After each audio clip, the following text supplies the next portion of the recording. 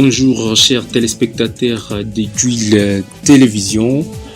Bienvenue à suivre cette session des actualités hebdomadaires allant du 23 au 29 janvier 2023. Tout d'abord les sommaires.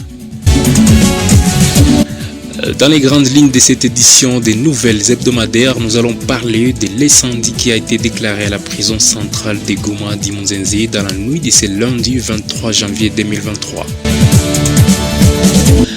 Accusé d'avoir violé son espace, le Rwanda a octroyé des tirs en ciblant un avion de chasse de FARDC qui survolait les airs de la capitale du Nord Kivu dans la journée de ce mardi 24 janvier 2023.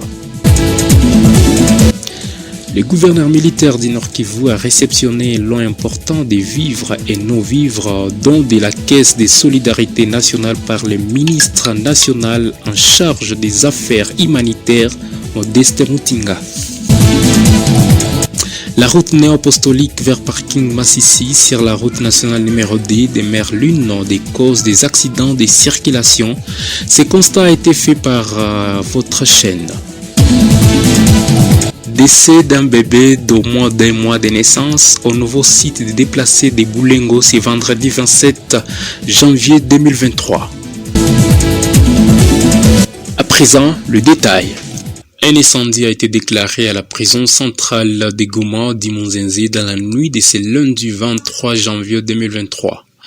À en croire Patrick Mukendi, directeur de cette maison pénitentiaire, cité aux environs de 22 heures qu'il a été alerté par ses services et les occupants de ces milliers sur les camps d'incendie et immédiatement, la protection civile a été alertée pour voir comment maîtriser les faits et avec l'appui de la MONUSCO, l'incendie a été vite maîtrisé. Il s'est signalé que le bilan était énorme dans la toiture d'une majeure partie des cellules A et B. L'élu, les objets de couchage, les effets personnels des détenus des deux cellules ont été endommagés par ces faits dont l'origine demeure inconnue.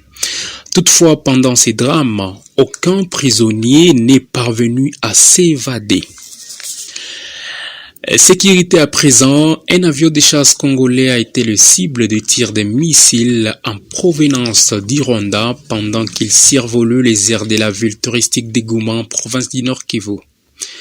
En effet, c'était aux environs de 17 heures dans la journée du mardi 24 janvier 2023 qu'un avion de chasse appartenant au FARDC a été ciblé par le tir de missiles du Rwanda suite à l'accusation d'avoir violé son espace aérien. Toutefois, cette situation a paniqué les habitants du centre commercial de Birere en ville de Goma. Magasins et boutiques ont commencé à fermer leurs portes, craignant ainsi le déclenchement de la guerre entre ces deux nations.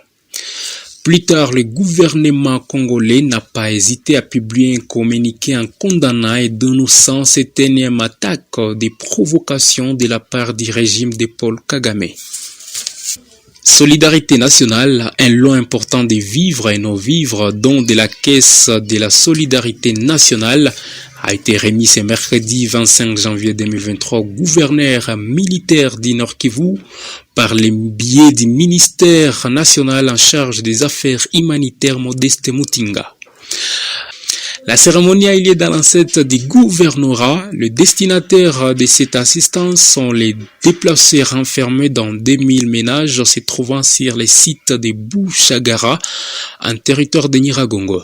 Cette aide est composée des haricots, de la farine de maïs, du sucre, du riz, du sel, de l'huile de cuisine, des pagnes, des couvertures, des bottes, des seaux, des gobelets, ainsi que les instincteurs et suppléments alimentaires pour la bouillie. 250 tonnes de dons que nous venons de recevoir, composés de vivres et de non-vivres. Ce don ou cette assistance va soulager tant soit peu la population qui est dans des sites. Nous transmettons au ministre et à toute sa délégation ceux qui se sont donnés la peine de faire ce travail, de nous réunir tous ces vivres sur le marché local qui en profitent aussi. En tout cas, ça nous va droit au cœur. Nous rassurons son Excellence, Monsieur le Ministre, que ces vivres arriveront aux derniers déplacés se trouvant dans les camps. Sentiment de satisfaction pour le gouverneur Constant Ndima Kongba qui a promis de les acheminer vite aux déplacés. Toutefois, la députée nationale Maggie Roy-Kabouba, élue du territoire des Rutshuru, encourage ces gestes du gouvernement. On ne peut qu'encourager et la province et au niveau du gouvernement central qu'on puisse soulager le peu qu'on peut faire en attendant. Nous attendons d'abord la paix parce que nous voudrons que nos populations rentrent chez eux. Jadis, le ministère national des Affaires humanitaires et les gouverneurs ont fait une descente à Bouchagara où ils se sont imprégnés de l'installation des déplacés sur ce site qui devra être élargi après acquisition de nouveaux espaces.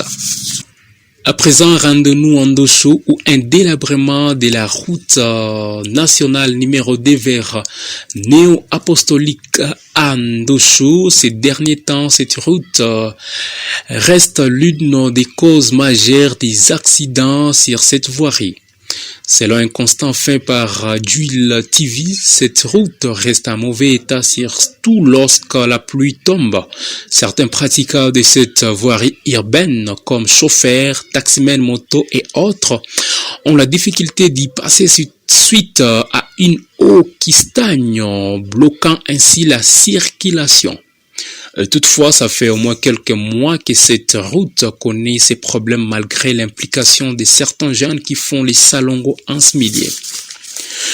Terminons cette édition des nouvelles hebdomadaires avec un bébé de moins d'1 mois de naissance qui a été retrouvé mort ce vendredi 27 janvier 2023 dans les nouveaux sites de déplacés de Boulengo au quartier Lac Vert en commune de Goma.